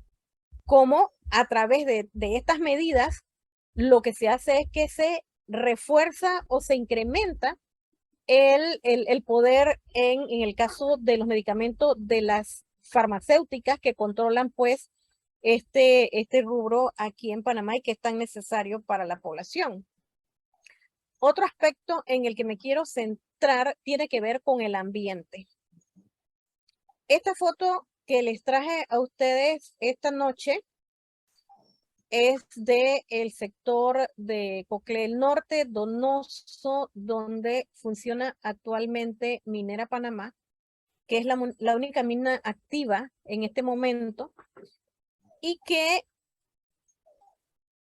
como sabemos, pues, mucha gente, incluyéndome, hemos salido a protestar por este tipo de situaciones porque como una actividad como la minería impacta considerablemente el medio ambiente y cómo eso afecta también la salud de las personas y las familias que viven en las áreas, no solamente aledañas, sino en las áreas donde funciona la mina, cómo su salud se ve afectada y también cómo muchos han sido desplazados de esas áreas para poder, y a la fuerza definitivamente para que la mina explote los recursos que hay en ese sector. La minera Panamá cuenta con una concesión de 13.600 hectáreas, donde ellos mismos han dicho que 5.900 hectáreas serán intervenidas. Y cuando se habla de intervenida es así como ustedes lo vieron allí, devastación total, fauna, flora, ríos, todo lo que hay ahí, devastado completamente y contaminado. Y se han comprometido, de acuerdo al contrato que tienen con el gobierno, a reforestar 10.475 hectáreas. Quedan algunas miles de hectáreas que no van a ser reforestadas. Entonces, eso ya definitivamente que nos genera mucha preocupación. Una de las cosas que ha salido a manifestar el presidente de la República de Panamá es que con los ingresos que genere la mina, se va a poder reforzar el programa de vejez, invalidez y muerte, que está en crisis, y a lo mejor pues alguna gente no le interese tanto pelear en contra de la minera porque ahí está garantizada su jubilación. Cuando yo pienso que lo que está en juego es la salud y de qué sirve que yo tenga una jubilación si hay un sector de la población de mi país que está viviendo las consecuencias de una actividad de esta naturaleza. Por más que se haya dicho que es una actividad o es minería verde, no es verde por ningún lado. Es una forma de mitigar lo que realmente está ocurriendo y crear un espejismo de la situación que se vive en nuestro país con respecto a esa temática. Ahorita mismo, no sé cómo ande el tema y si hay alguien de Veraguas aquí, pero recientemente hubo protestas y siguen lucha personas de Veraguas en contra de el interés de reactivar de reactivar la mina de Remanse para poder explotarla. Y creemos que hay otras actividades que se pueden realizar, que Panamá genera suficientes recursos para que el país no tenga las necesidades que tiene actualmente. Lamentablemente, pues los recursos quedan en otros sectores, en el bolsillo de unos cuantos, y nosotros quedamos peleándonos por el agua, como decía Juana en su presentación. Con el nuevo acuerdo que se firmó entre el gobierno y la minera Panamá, lo que se dice es que el país va a recibir un ingreso de 375 millones al año, cifra que supera 10 veces lo recibido anteriormente por el Estado. Sin embargo, hay algo que no se menciona y que no lo menciona el gobierno ni tampoco lo menciona la minera porque obviamente no les interesa, y es el hecho de que con el tema de la explotación del cobre, los que son conocedores del tema manifiestan que donde hay cobre hay oro. ¿Y qué está ocurriendo con el oro que se está sacando de esa mina? creo que la empresa ha llevado a cabo una estrategia muy favorable para ellos y es tener en el Atlántico pues, sus propios muelles donde embarcan y desembarcan y ellos controlan pues todo lo que sale y entra a ese lugar. Entonces, definitivamente que esos 35 millones no son nada para lo que representaría el ingreso por la explotación del oro que sale de esa mina. Entonces, como ustedes pueden observar, si nosotros casamos todo lo que yo les acabo de mencionar, podemos llegar a la conclusión de que todas esas acciones llevadas a cabo aquí en Panamá y que han perjudicado considerablemente a la población panameña y a la familia panameña están relacionadas con el tema del neoliberalismo. Que si está en crisis, puede ser que está en crisis, pero vuelvo y repito, el neoliberalismo siempre se recompone. Tanto así que fíjense, si nosotros nos vamos a revisar cuáles son las empresas que han crecido o que han disparado sus riquezas con el tema de la pandemia, nos podemos dar cuenta que el neoliberalismo sigue vigente y bueno, quién sabe por cuánto tiempo más. Así que yo pues con esto cierro mi presentación y les doy las gracias por asistir a esta actividad. Y bueno, quedamos a la espera de sus comentarios y de sus preguntas. Sí, gracias, Marina, por tu exposición tan detallada. Bien, ahora vamos a abrir un espacio de preguntas y respuestas. Le pedimos a los compañeros que vayan a hacer uso de la palabra, que sean bastante breves a nivel de preguntas, sin otras exposiciones así extremas, porque este es un tema que nos apasiona a todos. Así que abrimos entonces los micrófonos para aquellos que deseen participar.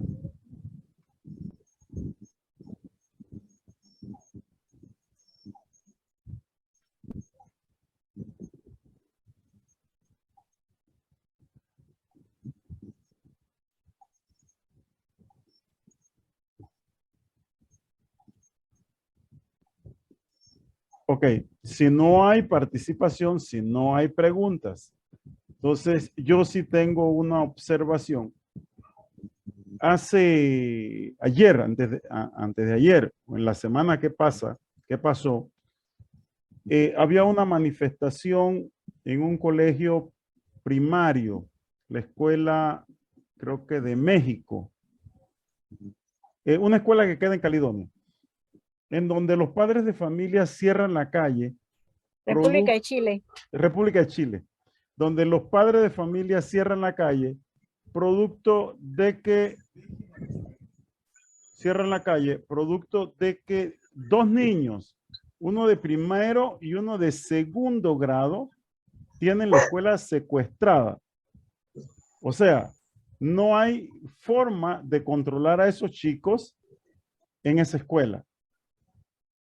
¿Esto qué es?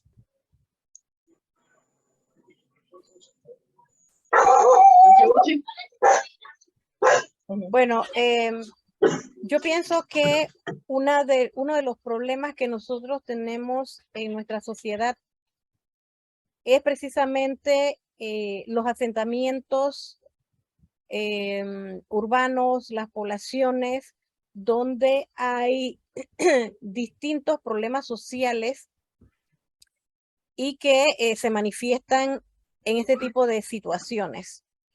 Y hablo de acuerdo o haciendo uso de mi experiencia personal de haber trabajado en algunos sectores donde vive gente con muchas carencias, donde, por ejemplo, padres y madres de familias no han llegado a cumplir todo o no han ido a la escuela. Padres y madres que son adolescentes y que no tienen la capacidad o no están preparados para tener hijos y que se le escapan algunas situaciones de la mano. Uno de los sectores donde yo pude trabajar fue precisamente en Caledonia, en el área de San Miguel y en el área de Cabo Verde, donde muchos chicos y chicas diríamos que crecen silvestres, porque esa es la forma como yo lo veo. Sin una orientación, sin alguien que esté allí pendiente, prácticamente crecen solos. Y una de las experiencias, una de las anécdotas que a mí más pudiera decir que más me impactó, es cuando en una actividad con unos chicos pandilleros del área de San Miguel, uno me comentaba que él había abandonado la escuela en kinder. No sabía, obviamente, leer ni escribir. Entonces yo le preguntaba, ¿y por qué abandonaste la escuela en kinder? Porque me dio la gana, porque no quise ir más a la escuela y pues nadie me dijo que debía ir. No había un adulto que estuviera supervisándome porque mi mamá estaba metida en temas de droga. Mi papá pues nunca lo conocí. Y ese grupo de jóvenes, de niños, llegan a engrosar lo que son las pandillas que nosotros tenemos en nuestro país. Entonces, allí nosotros podemos observar la crisis que hay en nuestro país y sobre todo lo que viven esas poblaciones que están ubicadas en esas áreas donde pues la pobreza y la pobreza extrema se vive cotidianamente. Cuando un padre o una madre pierde el control o una orientación adecuada de sus hijos, ocurren este tipo de cosas. Mario,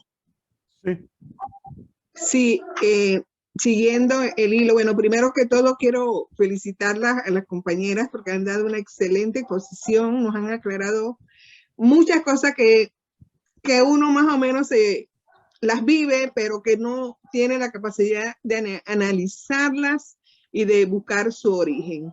Y creo que esta exposición de las compañeras nos ayudó bastante. No, siguiendo el hilo de lo que está ahorita en el tema de los estudiantes, una anécdota que me dejó bastante preocupada y lástima que la compañera, porque es miembro de este colectivo, hoy por situaciones de tecnológica no pudo conectarse.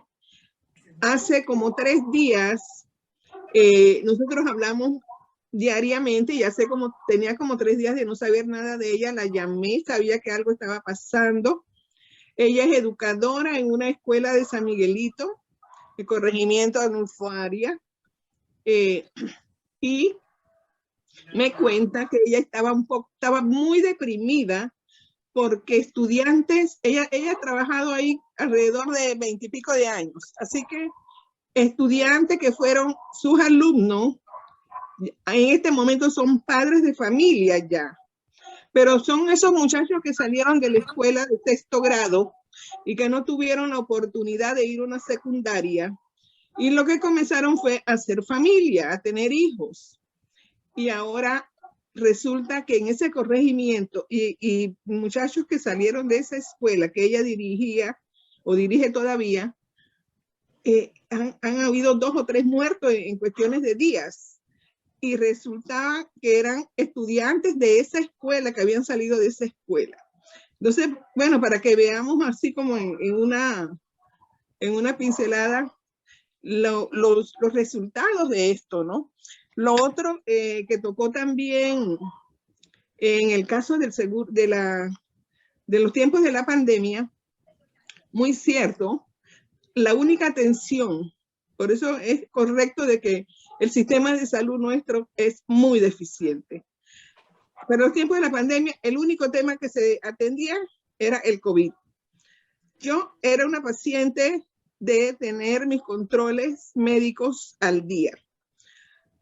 Inmediatamente que comenzó la pandemia, yo no pude conseguir una sola cita, ni con el cardiólogo, ni con el oftalmólogo, ni con nadie. No habían citas. Entonces ya tuvo uno que, bueno, si uno podía hacerlo, lo hacía, era ir entonces a la privada.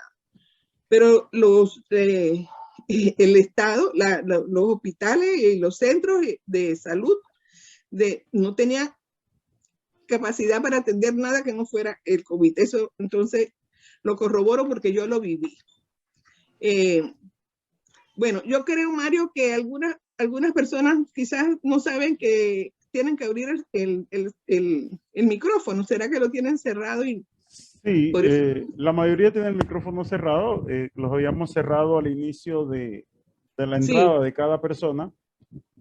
Quien desee hacer uso de la palabra debe abrir su Mario, yo micrófono. quiero decir algo respecto Sí. a lo de Chile.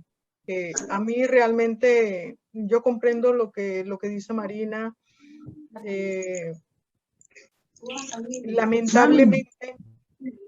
Lamentablemente la solución no puede ser nunca sacar a los chicos de la escuela. O sea, ahí hay un fracaso de quien dirige esa escuela, del maestro del grado, en el sentido de que yo recuerdo cuando yo era maestra, los chiquillos yo fui maestra en Samaria y en Don Bosco. Y yo recuerdo, los chicos te vienen permanentemente a decir, mire que me hizo tal cosa. Y hay veces que uno está tan enredado que no presta la atención debida, ¿no? Pero cuando un problema se hace repetitivo, pues las alertas se prenden. Y tú tienes que ver cómo lo resuelves. Y efectivamente, como plantea la compañera, esto es una manifestación de la precariedad y de pauperización social que tenemos. Es decir, si nosotros vemos la situación, por ejemplo, en el caso de Colón, de cantidad de muertos en el año, por pandillas, por drogas, por todas esas cosas. Y el Estado no lo enfrenta. Es decir, ¿qué políticas tiene el Estado para enfrentar eso en esos adultos que no sea la misma que hacen con el chiquito de 7 años? Es decir, a mí esto me molesta muchísimo. Yo tuve una experiencia con mi hijo. Yo no me acuerdo por qué razón fue. Un buen día me lo devuelven para la casa, suspendido por 3 días. Yo me di una rayada, pero rayada. Me fui a la escuela y armé un escándalo, porque ¿cómo era posible que ellos, frente a una situación, actuaran expulsando un chiquillo, mandándolo para la casa? O sea, yo creo que hay formas. Entonces, el tema, y que tiene que ver mucho con esto que está planteando la docencia y plantea la sociedad, porque al final, si nosotros vemos las brechas de desigualdad que existen, el 5%, el 6% que se exige tanto para educación como para salud, tiene que ver con esto. Es decir, yo hoy escuchaba a Juana Herrera, que es la directora del INSAM, de salud mental, y cómo tenemos un problema de personal, porque al fin y al cabo, si yo tengo un problema de esa naturaleza en una escuela, más una escuela que siempre, así como determinadas policlínicas que le dicen, esta es la paitillita, bueno, a ese le dicen, esta es la escuelita que se parece a las privadas, que es la de Chile, y que ahí va determinadas personas porque tienen esas características, o como van al nodo. ¿Me explico? Entonces, ¿cómo es posible que el personal que debe actuar no sea llamado a actuar? Porque efectivamente el Ministerio de Educación anda viendo a ver cuánta gente va a una banda y cuánta gente va a otra banda, y no precisamente en ver los problemas educativos. Mire, a mí este tema de la salud mental a mí me atormenta. Yo cuando escuché en la noticia que había 800 chiquillos que habían intentado suicidarse, yo entré en shock. Yo dije, no puede ser. Y la ministra salió diciendo que eran pocos casos. Para mí esas cosas son tan graves por esto que hablábamos de la depresión colectiva que hay. O sea, es necesario que yo no sé cómo tendríamos que obligarlos para que efectivamente se responsabilicen por esto, porque en esto está, y uno lo ve, miren, yo tengo un nieto grande, hijo de la hija de Ricardo con otra madre, pero ella es mi hija y el chico es mi nieto. Ese niño está en una escuela privada y ese niño no perdió un solo día de clase. Uno no lo perdió. Pero nuestros chicos no tenían data, nuestros chicos no tenían computadora, nuestros chicos no tenían nada. Entonces, ese es el tema, y ahí tiene que actuar la política pública, ahí tiene que generarse el gasto social, pero si a los gobiernos no les importa, porque es que es eso, y no estoy hablando de estoy hablando de todos los gobiernos post pandemia. Aquí hemos ido de mal en peor, y en educación venimos desde los militares, desde que la reforma educativa la echaron abajo. Entonces sí, ahí a mí de verdad que esto me revuelca, me produce una rabia contenida y yo creo que me vuelvo a ser dirigente estudiantil en eso, porque no se vale, no se vale. Miren, en las áreas indígenas hay programas donde un profesor da todas las materias de secundaria, de primer ciclo. Y yo decía, ¿cómo es posible esto? Y me voy a eso me pasó en la comarca en Verá. Y me voy a la universidad y les pregunto a las de Darién, oye, ¿qué pasa con estos chicos que vienen de este tipo de modalidad, porque así le llaman, de modalidad educativa? Y me dicen nada, es un genocidio académico, entran aquí y quedan muertos en el primer semestre y a nadie le importa, es lo que a mí me revuelca. Es decir, la universidad sabe que eso pasa. Yo recuerdo, becaron a unos chicos de por allá en Udelas. Y yo detrás del chico porque conocía a la familia. Y detrás, y pregunto, lo metieron de que estudiar algo que tenía que ver con salud. Pobre pelado, no dio ninguna posibilidad. Pero eso no es responsabilidad del sujeto, es lo que yo quiero decir. El problema no es del sujeto. El problema es un sistema que crea esto, que genera esto. Y que después hay que estarle dando palos, ¿no? Hay que ver cómo los matamos a todos, porque al final esa es como la respuesta, ¿no? Reprimamos al extremo y liquidemos eso. Porque, ¿cómo resolvemos el problema de los pobres? Pues eliminémoslo.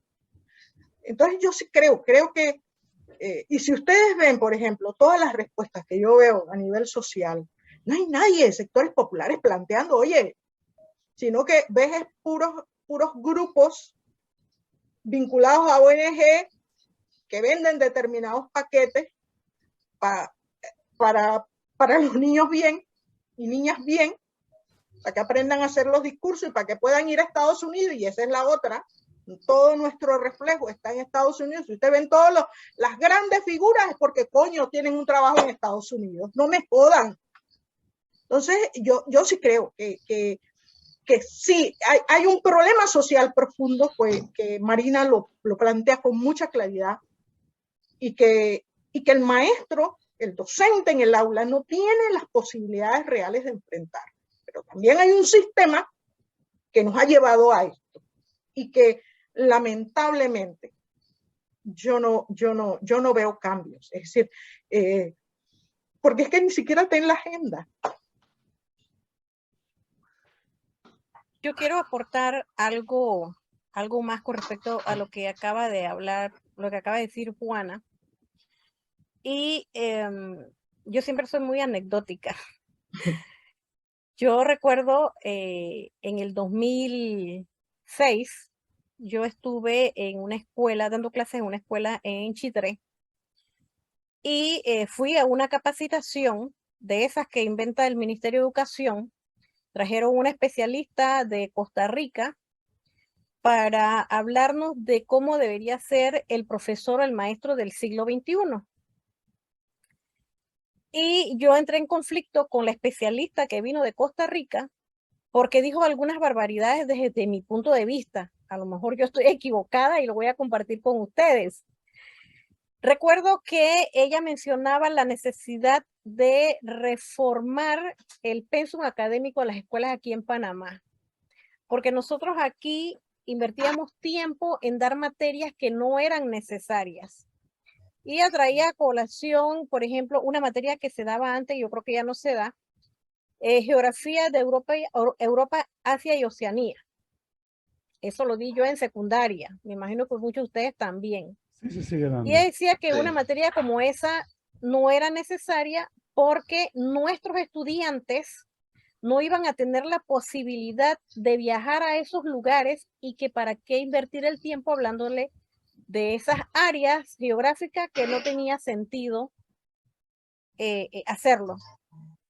Y a mí me molestó mucho porque existe lo que es la cultura general.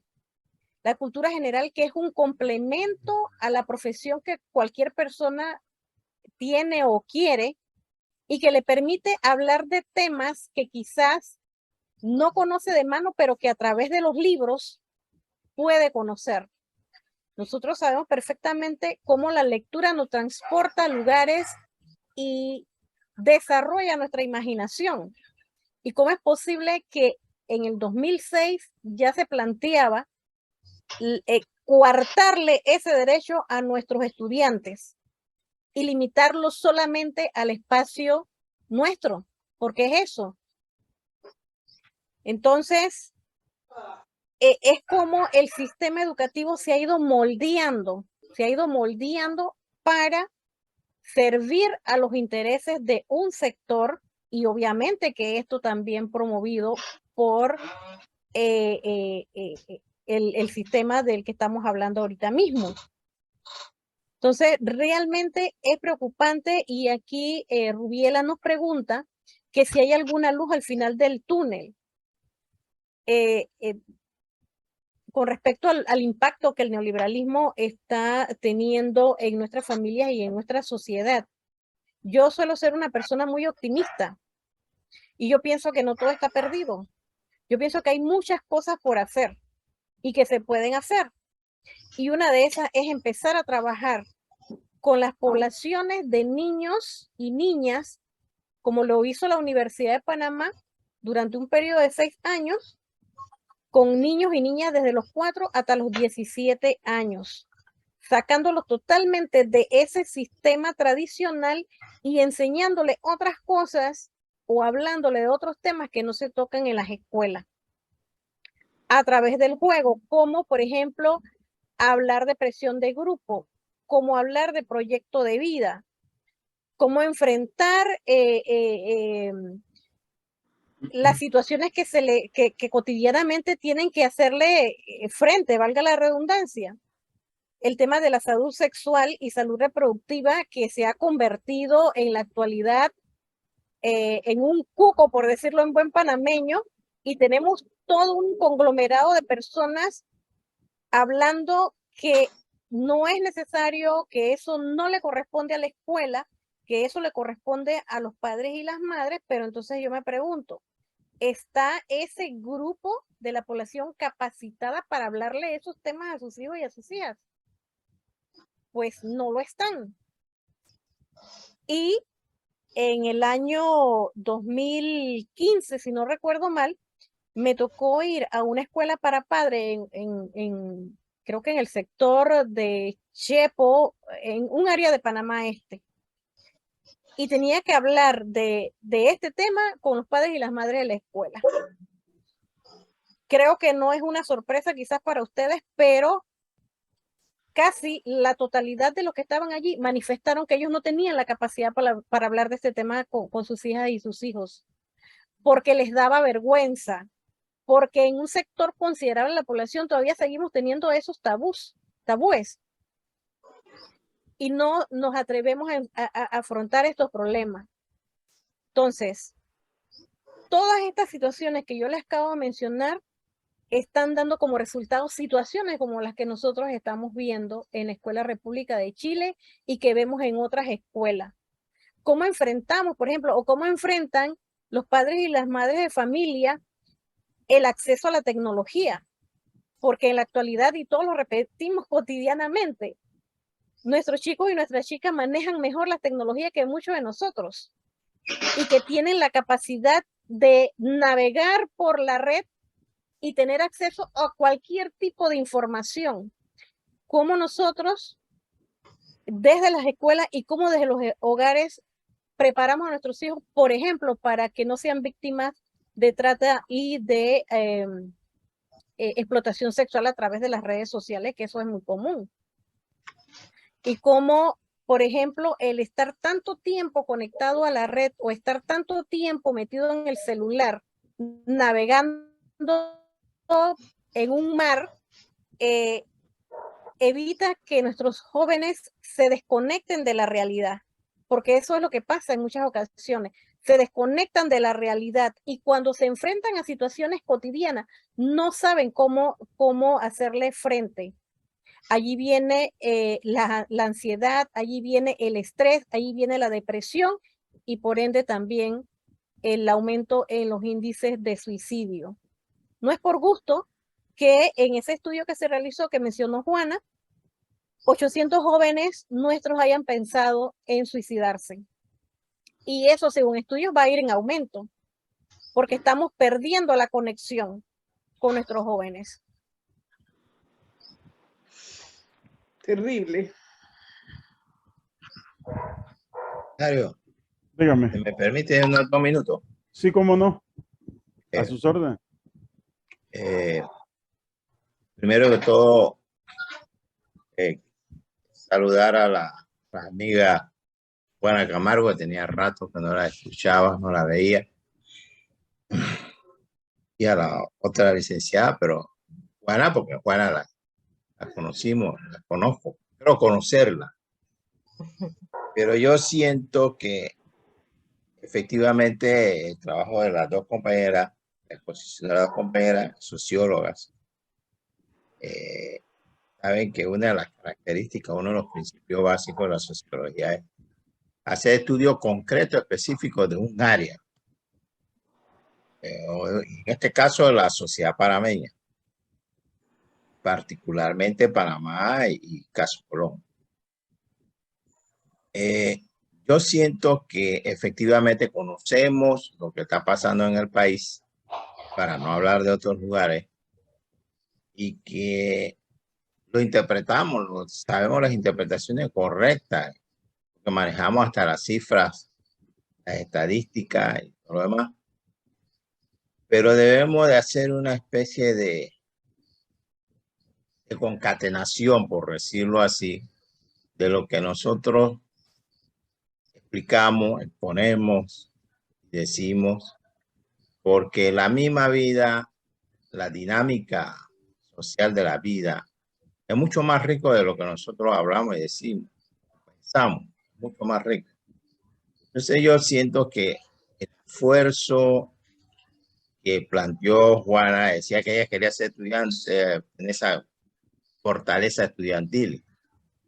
A nosotros todavía con las edades que tenemos ese espíritu de combatividad y debemos de sacar de esa interpretación y hacer el esfuerzo de transformar esta sociedad, porque esta sociedad cayó en tal vez en lo más profundo de la corrupción.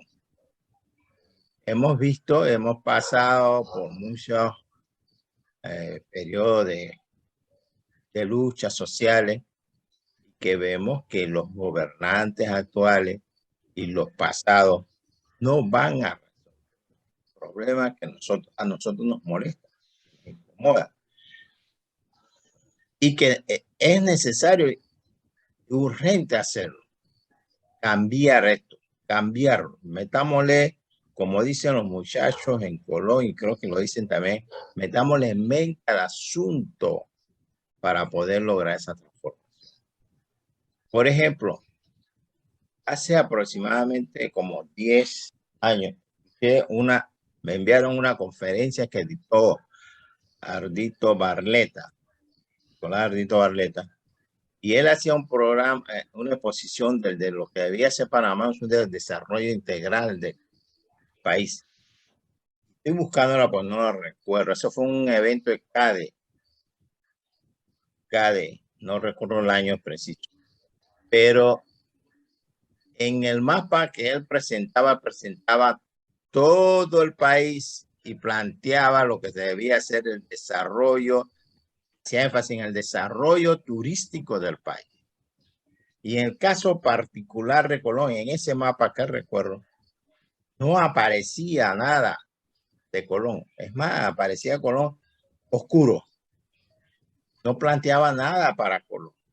Yo sé qué es lo que nos está diciendo eso a nosotros. Lo que hay contra Colón, debo decirlo así, es un plan bien orquestado, que lo que se viene dando y que desde el año 2012, ustedes vieron lo que ocurrió en Colón, hubieron 5 muertos, producto de que la gente salió a la calle a pelear y a rechazar lo que planteaba el gobierno de Martinelli en esos momentos, que era la venta de todos los territorios de las adyacentes a la zona libre. Y ellos han venido ejecutando esos programas. ¿Cómo así? Uno entra a Colón, yo que soy nacido, criado, educado en Colón y que vivo en Colón y que voy a morir en Colón.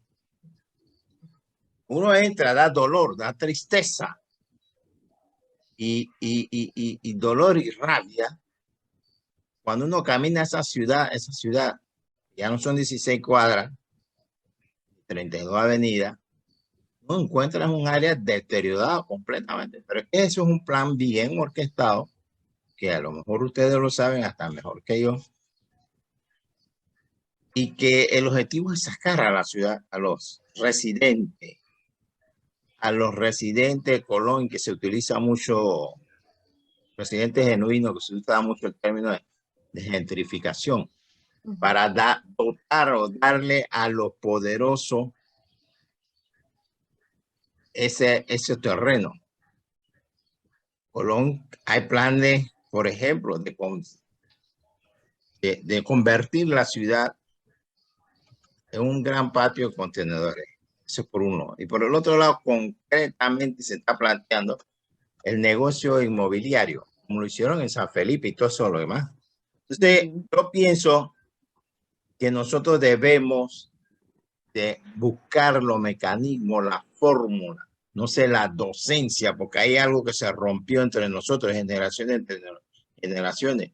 Nosotros nos consideramos sanos, nobles, peleadores, pero la gente que viene detrás de nosotros, que nosotros por alguna u otra forma le transmitimos alguna de nuestras cosas, se rompió esa comunicación. Hay que buscar la fórmula de empatar esa comunicación y volver a hacer lo que nosotros hemos soñado que debe ocurrir en este país, que es mejorar las condiciones de vida, calidad de vida de la gente.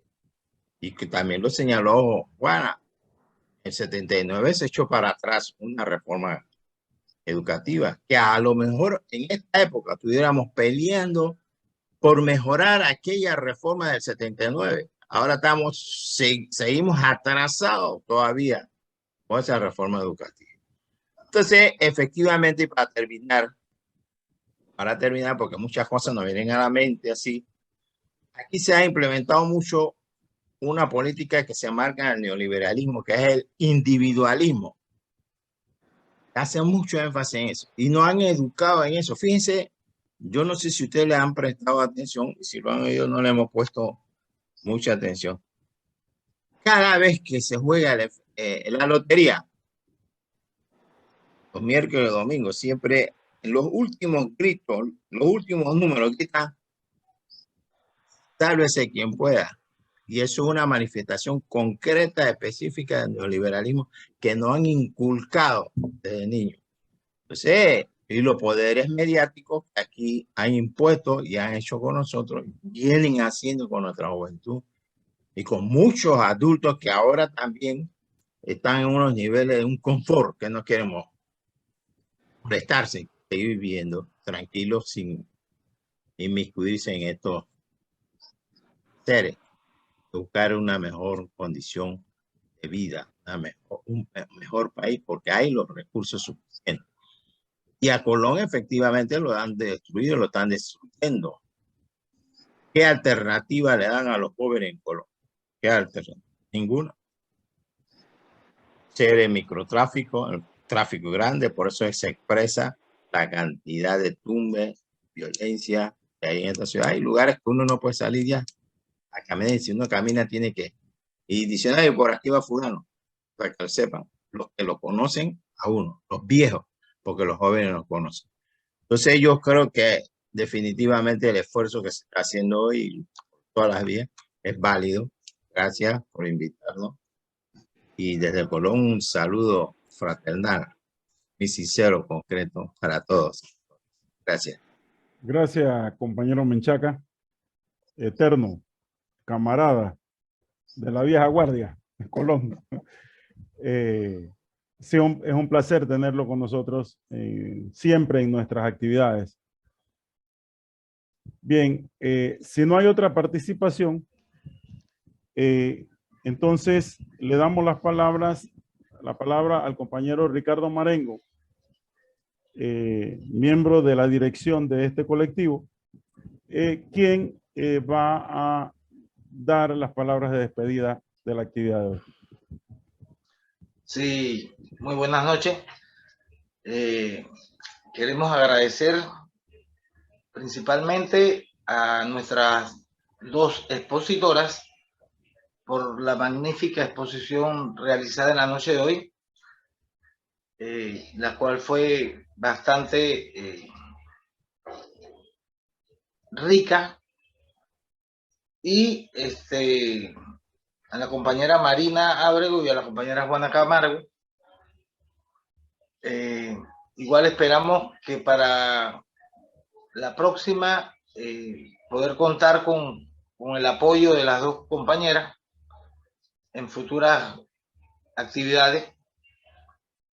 Igual agradecer al resto de los participantes en la noche de hoy por su asistencia, y a cada uno de los compañeros del colectivo, igual que al compañero Menchaca de Colón, que siempre participa activamente en nuestras actividades.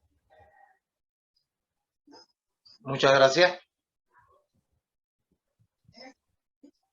Bien, en ese sentido, pues reiteramos nuestro agradecimiento a todos aquellos y aquellas que se comunicaron, se conectaron en esta actividad, agradecidos a nombre de Panameños por un Futuro Mejor, y le damos las gracias. Vamos a finalizar entonces la jornada, la reunión para todos.